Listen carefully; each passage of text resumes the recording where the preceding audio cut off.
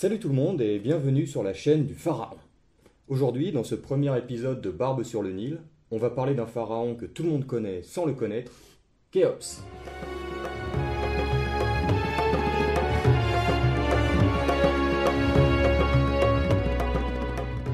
Avant de commencer, un petit rappel de ce qu'est un pharaon. Le mot pharaon vient du grec pharao, qui dérive lui-même via le sémitique de l'égyptien per-a, qui signifie littéralement la grande demeure, c'est-à-dire le palais où vit le roi.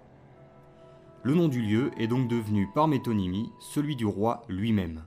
Un peu comme aujourd'hui, lorsque l'on dit que l'Élysée a pris telle ou telle décision, ce n'est pas le bâtiment lui-même qui a décidé quoi que ce soit, c'est son occupant, le président de la République. Le pharaon règne sur le double pays, ou les deux terres, c'est-à-dire la Haute et la Basse Égypte unifiées. Je ne m'attarde pas sur les insignes, les couronnes, la barbe postiche ou encore les différents noms du roi, on en parlera dans une autre vidéo. Passons maintenant à celui qui nous intéresse aujourd'hui, Khéops. Khéops est un DJ marseillais né en 1966 et notamment connu comme l'un des fondateurs du groupe IAM. Qui a écrit ça? Khéops est le deuxième pharaon de la 4e dynastie. Il aurait régné de 2550 à 2520 avant Jésus-Christ environ. Alors, on verra la chronologie plus en détail plus tard, mais pour faire bref, voici une frise résumant les 3 millénaires d'histoire égyptienne. La 4e dynastie se situe ici, donc très tôt dans l'Antiquité égyptienne, dans une période qu'on appelle l'Ancien Empire. Mais ça, c'est une autre histoire. Malheureusement, on connaît assez peu de choses sur le règne même de Khéops. Mais s'il n'y avait rien à dire, j'aurais pas fait de vidéo.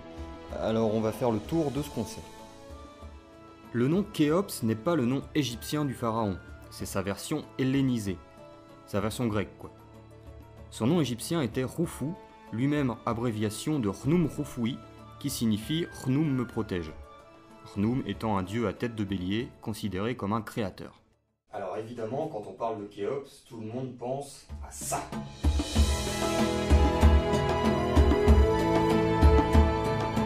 La fucking grande pyramide, dernière merveille du monde antique encore debout, un monument de plus de 145 mètres de haut à l'époque est composé de 2 500 000 mètres cubes de pierre, rien que ça. Et paradoxalement, la seule image que l'on possède de Khéops est une statuette de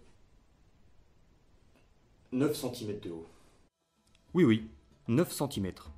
Alors je sais bien que c'est pas la taille qui compte, mais quand on voit que le mec s'est fait enterrer dans une pyramide de presque 150 mètres de haut, on pouvait s'attendre à retrouver des colosses un peu partout, des fresques immenses où le roi apparaît, etc. Mais non, rien. Alors oui, une tête conservée au musée de Berlin appartient peut-être à Khéops, mais on n'en est pas sûr, donc cette petite statuette est la seule image assurée dont on dispose pour ce pharaon. Khéops est le fils du pharaon Snéfrou, premier roi de la 4e dynastie qui a laissé au moins 3 pyramides, dont une partiellement effondrée et une autre, dite rhomboïdale ou à double pente, qui possède une architecture très intéressante et en quelque sorte surprenante. Et alors, autant Snéfrou semble avoir été un pharaon vénéré par les anciens Égyptiens, qui en faisait une sorte de vieillard profitant des plaisirs de la vie, autant Khéops a laissé l'image d'un pharaon dur, brutal, cruel et mauvais avec ses sujets. Cette réputation provient notamment d'un document égyptien, le papyrus Westcar, dans lequel Khéops, qui s'ennuyait, est diverti par divers magiciens dont l'un affirme pouvoir recoller une tête séparée du corps. Le pharaon demande alors qu'on amène divers animaux et un prisonnier pour que le mage puisse faire son tour. Mais le magicien explique au roi que faire cela sur un humain est inenvisageable et que fût-il prisonnier, il serait tout à fait déplacé de décapiter un homme pour un tour de magie.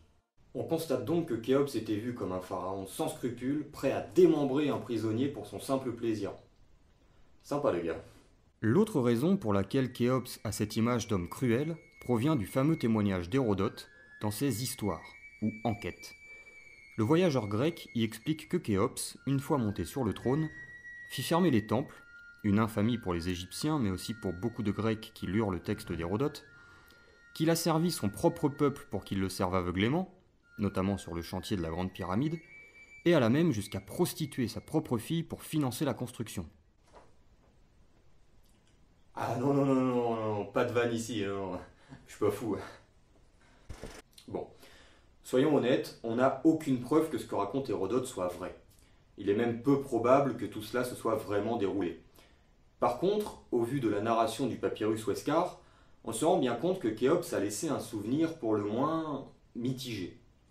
Hérodote a donc dû entendre divers témoignages lors de son séjour en Égypte, plus de 2000 ans après le règne de Khéops, ce qui rend ces histoires d'autant plus délicates à croire, et qu'il les a retranscrits par la suite comme des faits historiques indéniables.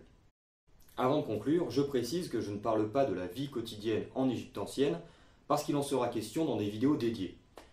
Dans cette série, je me concentre véritablement sur le règne des pharaons, leur vie, etc., etc. Pour terminer, je dirais que Khéops, en dépit de l'immense monument qu'il a laissé, sans doute l'un des plus iconiques de l'histoire égyptienne, est encore mal connu des historiens. Cette méconnaissance est en partie due à l'ancienneté de son règne. Je le rappelle, il y a plus de 4500 ans. Mais malgré cela, il reste dans l'imaginaire collectif l'un des pharaons les plus célèbres de l'ancienne Égypte, à l'instar de celui dont on traitera dans la prochaine vidéo, j'ai nommé Toutankhamon.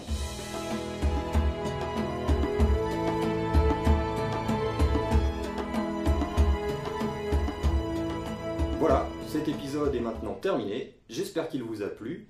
N'hésitez pas à le partager, à vous abonner, à rejoindre la page Facebook ou le compte Twitter de la chaîne, tous les liens sont en description. Sur ce, je vous dis à la prochaine, tchuss!